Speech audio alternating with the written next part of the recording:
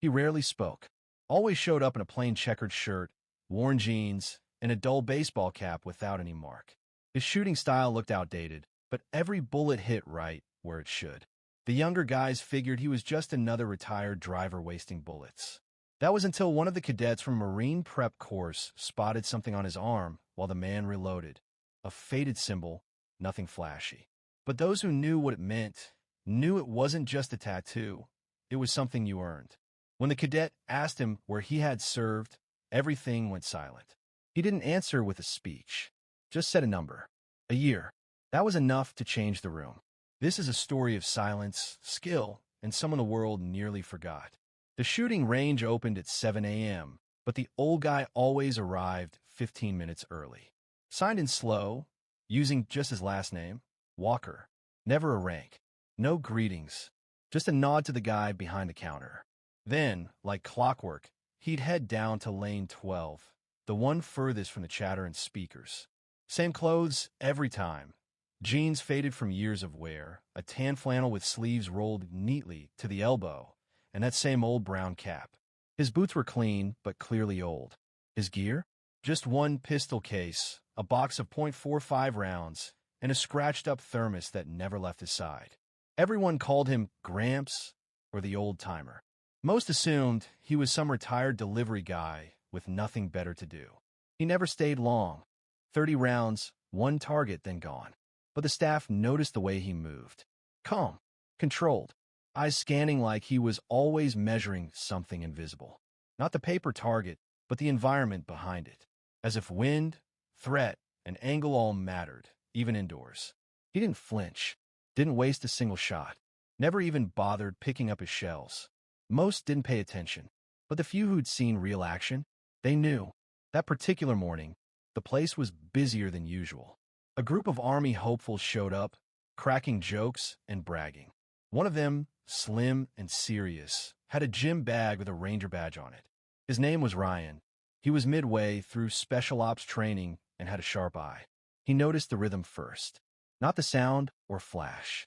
The pattern. 3 shots. Pause. 2 more. All precise. All tight. Ryan looked over. The old man's grip was solid. His stance perfect. He wasn't handling the gun. He was mastering it. Then, just for a second, Ryan saw the man's forearm, barely visible under rolled sleeves. A symbol. 2 digits. A mark that said everything without saying a word. He'd seen it once, years ago, in a training manual, next to a quote. You don't wear this. You carry it.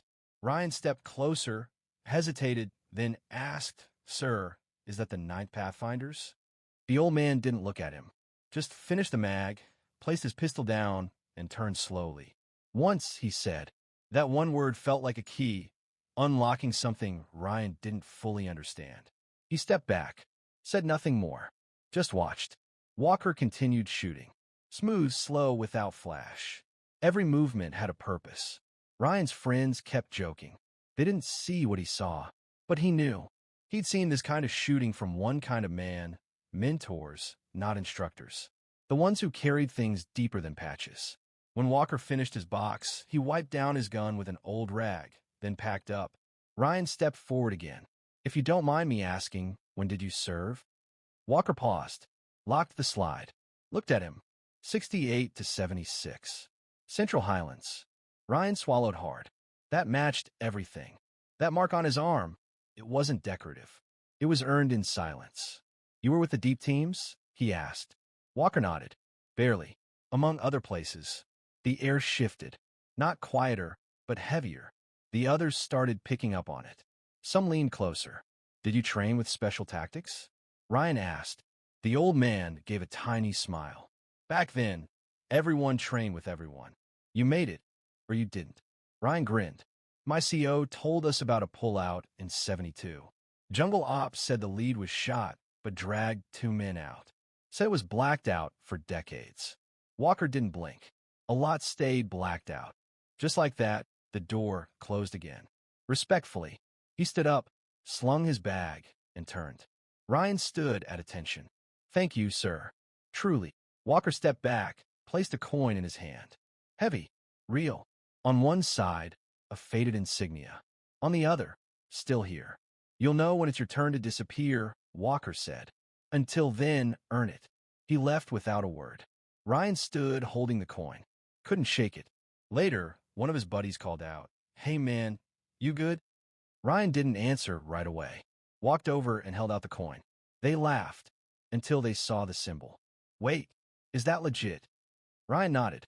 "Yeah, that's a real one." They stared. "Who gave it to you?" Ryan looked at the now empty lane. "The guy none of you noticed. That was Staff Sergeant Walker. Pathfinder 9. No one replied. They didn't need to. The silence was loud enough. He went to the front desk. Set the coin down. "You know this guy?"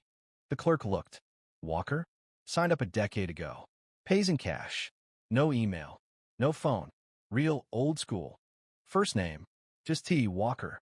Says here, do not include name in any award or event lists." "Why?" The clerk shrugged. "Once thanked him. He told me, didn't do it for you to thank me.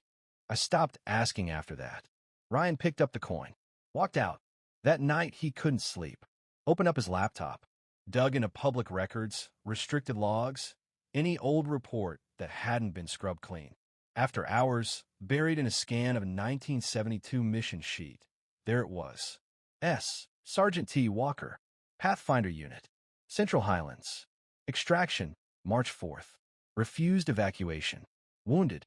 Recovered 7. Declined all awards. Status, indispensable. Now silent. That word stuck. Silent. Walker never wrote a memoir. Never showed up on history shows. Never posted online. He carried everything quietly. But now Ryan knew. And so did his team. Next week, Walker came back. Same truck, same bench, same bag. But something was different. Ryan and a few teammates were already there. Not waiting to crowd him. Just waiting, still. When Walker walked by, they nodded. Not in greeting, but in respect. He didn't react. But he noticed. The range was quieter. More focused. Halfway through, Ryan walked over with a fresh box of ammo. Held it out without a word. Walker looked at it. Looked at Ryan. "I figured 30 rounds wasn't enough today," Ryan said. For the first time, Walker nodded. "No thanks. Just a gesture." And then he fired. Clean. Sharp. As always. Afterward, Walker sat sipping from his old thermos. One by one, the younger guys passed by. A handshake. A quiet "sir." Even the one who'd cracked jokes before stopped and said, "We looked you up. You helped a lot of people." Walker wiped the thermos rim. They helped each other. Only Ryan stayed. Sat beside him. Quiet. "You ever think of teaching?" Walker exhaled. "Spent years trying to forget everything I teach. But maybe some things shouldn't be forgotten." Ryan nodded. "That's why I'm still here." Walker stood. "Then don't talk so much." They both smiled. Walker left the ammo box behind. Later that week, a tiny brass plate showed up above lane 12. It didn't say hero or legend. Just reserved until he says otherwise. He never asked for attention, never told war stories. Just showed up, shot quietly, and left. But those who noticed him never forgot. Say their name. Share their silence. Remember,